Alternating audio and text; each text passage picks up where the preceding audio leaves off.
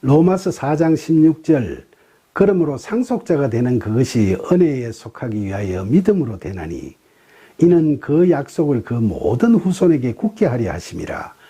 율법에 속한 자에게 뿐만 아니라 아브라함의 믿음에 속한 자에게도 그러하니 아브라함은 우리 모든 사람의 조상이라. 여기서 상속자는 아브라함의 믿음과 같은 믿음을 이어받아서 하나님께서 아브라함에게 언약하신 약속의 땅, 즉 하나님의 나라의 자녀가 되는 모든 그리스도인들을 지칭하는 거죠. 바울은 상속자가 되는 약속은 하나님의 은혜에 속하며 믿음으로 된다고 이야기합니다. 믿음은 히브리서 11장 1절에서 바라는 것들의 실상이요 보이지 않는 것들의 증거라고 하죠. 그런데 아브라함과 그 후손들이 바라는 것들은 무엇이었죠? 그들은 하나님 나라의 백성으로 삼으시겠다는 하나님의 언약이 성취되는 걸 바랐겠죠. 그럼 보이지 않는 것들은 무엇이죠? 하나님께서 언약하신 대로 그리스도인들이 하나님의 자녀로서 살아가는 나라, 즉 하나님 나라를 말하는 거라고 하겠죠. 그런데 그 믿음은 우리가 억지로 하려고 해서 되는 게 아니라 모두 다 하나님의 은혜로 이루어진다는 겁니다. 그래서 바울은 에베소서 2장 8절에서 너희는 그 은혜에 의하여 믿음으로 말미암아 구원을 받았으니 이것은 너희에게서 난 것이 아니요 하나님의 선물이라고 이야기하죠.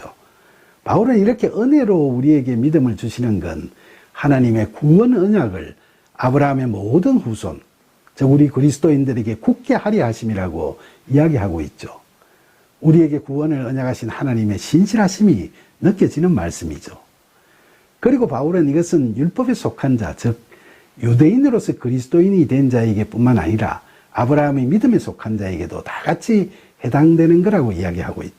그런데 여기서 아브라함의 믿음에 속한 자는 구체적으로 누구를 지칭하는 거죠?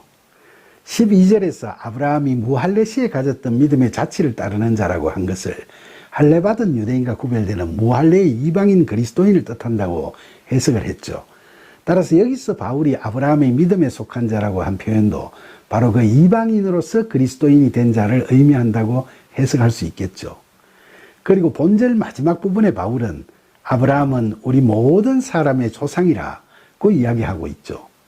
그러니까 아브라함은 그리스도인 모두에게 믿음의 조상이니까 우리가 조상인 그의 믿음을 그대로 전수를 받아서 그 믿음으로 구원받는 삶, 세상의 상속자가 되는 삶, 하나님 나라의 자녀로서의 삶을 살아가야 한다는 걸 바울이 다시 한번 강조하고 있는 거죠.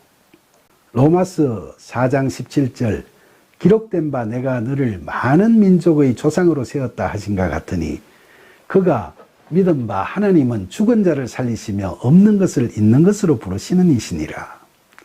내가 너를 많은 민족의 조상으로 세웠다는 말씀은 창세기 17장 5절에 하나님께서 아브라함에게 언약하신 말씀을 인용한 거죠.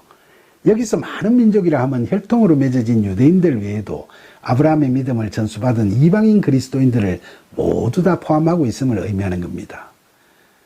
그가 믿은 바 하나님은 죽은 자를 살리신다는 말씀은 아브라함이 하나님의 구원하심을 깨달아 믿었다는 거죠.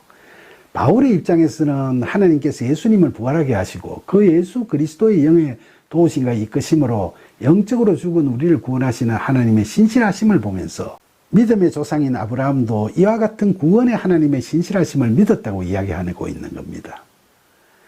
창세기의 아담은 선악과를 먹고 에덴에서 추방된 후에도 900세가 넘도록 육체적으로는 살았지만 영적으로는 하나님께서 경고하신 대로 선악과를 먹는 순간 하나님과의 관계가 단절되면서 이미 죽어버린 거죠.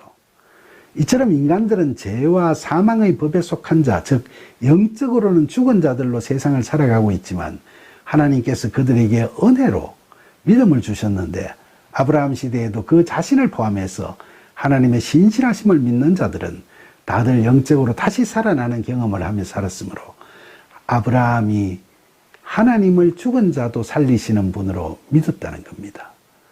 또한 하나님은 죽은 자도 살리시는 분이라는 이 말씀은 특히 바울의 경우에도 예수님의 십자가 죽음과 부활 이후 하나님께서 주신 복음의 진리를 믿는 그리스도인들에게는 새 생명을 주신다고 믿었기 때문에 이를 선언하는 의미도 있죠.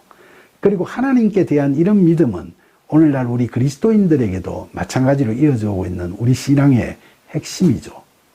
또 바울은 아브라함이 하나님이 없는 것을 있는 것이라고 부르시는 분이시라고 믿었다고 이야기하고 있죠. 사실 아브라함은 하나님께서 아들을 주시겠다는 언약의 말씀을 주셨음에도 불구하고 아내 사라도 스스로 자신은 늙고 여성의 생리가 끊어졌으므로 출산을 할 수 없다고 생각했기 때문에 여종 하갈에게서 이스마엘을 낳았죠. 하지만 신실하신 하나님께서는 하나님의 구원 역사를 성취하시기 위해서 아브라함에게 적자를 주실 것을 언약하셨고 폐경이 된 사라의 몸을 통해 이삭을 주셨죠. 이런 경험 속에서 아브라함은 하나님께서는 없는 것을 있는 것으로 부르시는 분이심을 확실하게 믿게 되었던 거죠. 이런 아브라함의 믿음으로 살아가는 우리 그리스도인들도 하나님께서는 없는 것을 있는 것으로 부르시는 분이시라는 걸 수많은 간증을 통해 증거하고 있습니다.